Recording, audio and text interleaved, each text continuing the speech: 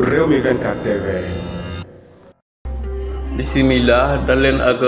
jàmm ci xibaar lundi 25 mars 2024 mu mel ne jamono yi Macky Sall daal dinay félicité ki nga xamante ne rek moom mooy président Diomaye Diakhar Faye ni ki tey jii ginnaaw ba nga xamante ne rek candidat bii di Amadou Ba bañoon na waaye daal dinay nangu ni ki tey jii daal di rek félicité ki nga xamante ne rek moom mooy Bassirou Diomaye Faye kon fii ñu wax ak yéen nii moom mi di président Macky Sall ni ki tey jii moom tamit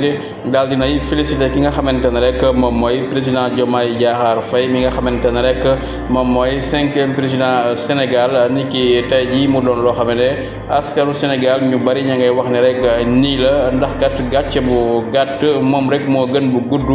bu ñu demee li nga xamante ne moom la ñu bëggoon rek mooy 2e tour day gën a métti ci ki nga xamante ne rek moom mooy Amadou Ba kon daal kii di Macky Sall moom daal dinay félicité ki nga xamante ne rek moom mooy Bassirou Diomaye Faye président Sénégal.